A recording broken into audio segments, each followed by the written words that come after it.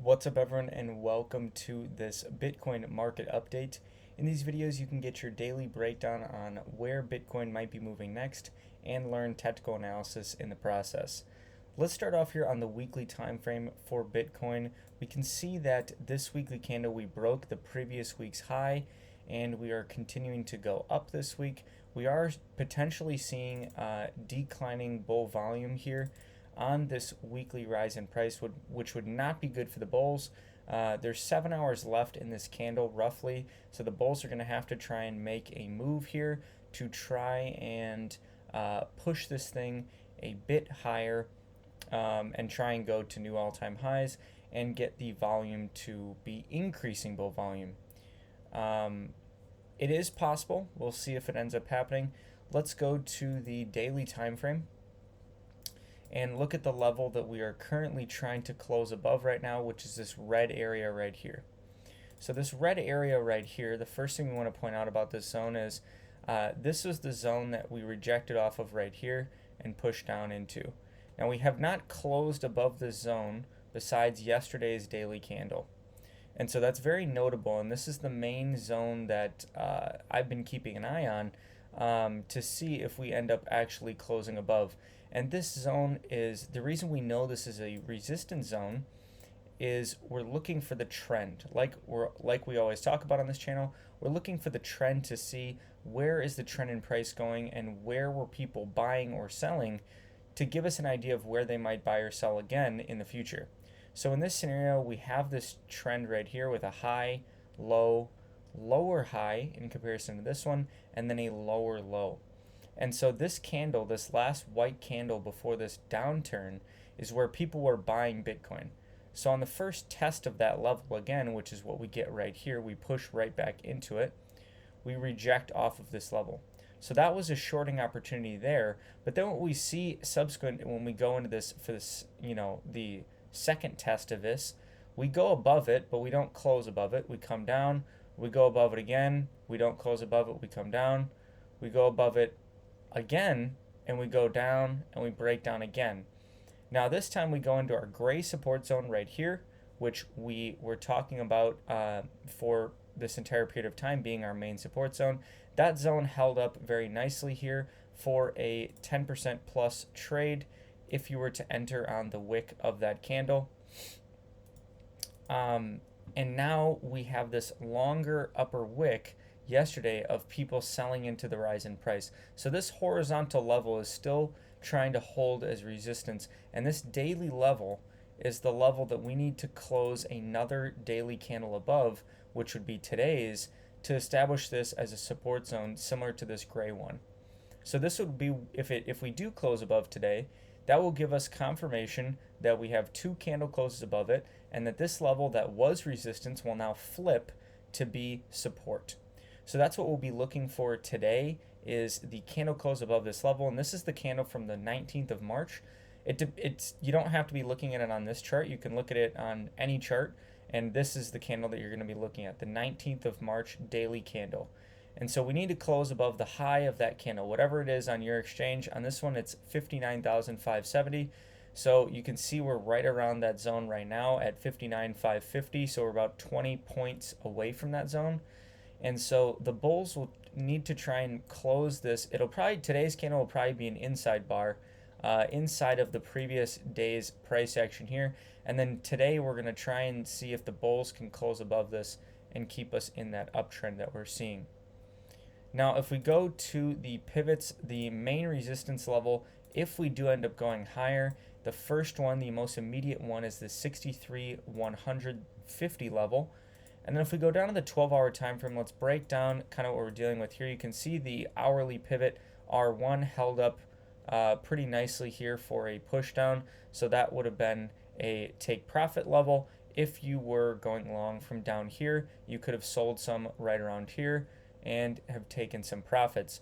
Now what we're running into in price is actually this 8-hour level. So if we go down to the 8-hour time frame, we can see that we have this white candle from back here. Same exact scenario that we just had with that daily level, where it was the last up candle before this breakdown in price.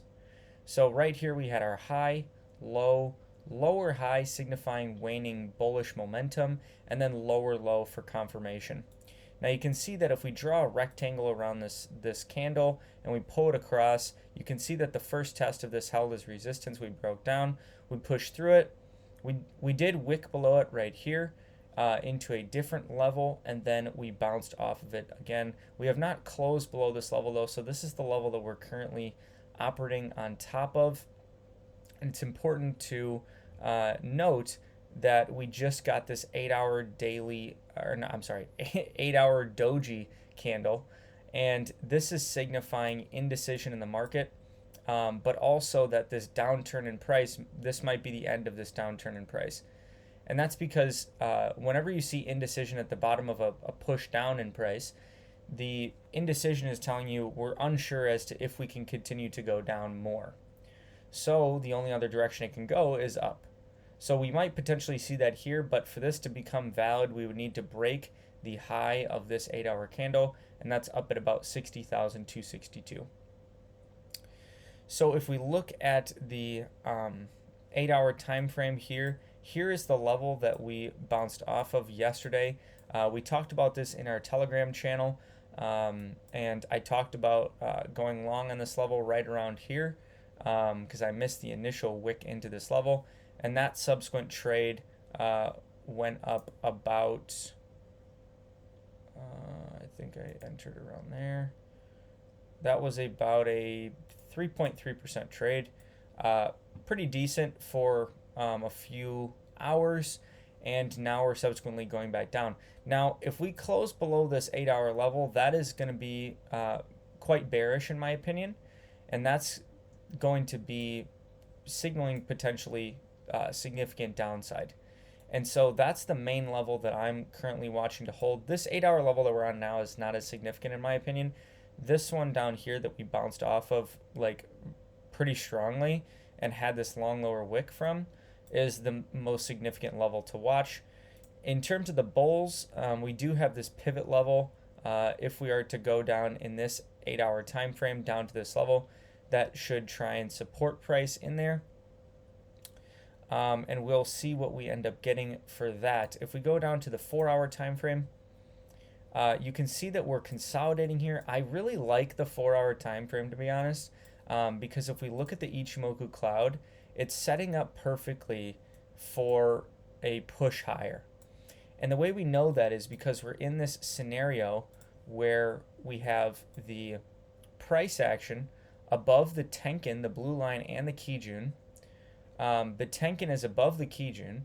All of that is above the cloud, and the cloud is green. So this is the most bullish scenario that you can have for the Ichimoku cloud indicator. And we just got this TK cross, the Tenkin crossed above the Kijun right here, above the cloud. And that's a further, that is an entry signal. When you see that, that is where you go long. You can see that we had a little short-term rise in price. But if you were waiting for the actual signal of the Tenkin being above the Kijun, you would have went long right here, and you would have been down right now so far, but you'd still be in the trade just waiting to see this hopefully play out. So the 4-hour time frame pretty much just consolidating with a high, low, lower, high, and then we're trying to form a higher low here in comparison to this one. And I imagine that we probably will, just because this wick is so much farther away from this one. We would need to draw down an additional 1.66%, which doesn't seem like a lot, but there's a lot of kind of like volume in this zone, a lot of price action. So we'll see if we end up pushing down below there. But like I said, this gray zone is the main level to watch. This is going from about 59,714 down to about 59,000.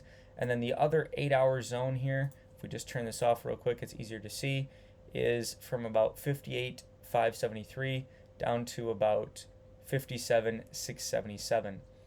So once again, guys, we're just watching the trend. We're keeping an eye on it. We're seeing what is the price action going to look like for the daily close. That's the main thing. We always want to maintain our high time frame bias. Remember, that's the most important thing. If the high time frames are still bullish, we're still looking for bullish entries. If the high time frames start to flip bearish, that's when we start to look for short entries and exiting our long positions. That's all I got for this one, guys. If you like this video, give it a like down below. We really appreciate that. Subscribe for future educational content around cryptocurrency and blockchain technology. And until next time, onward and upward.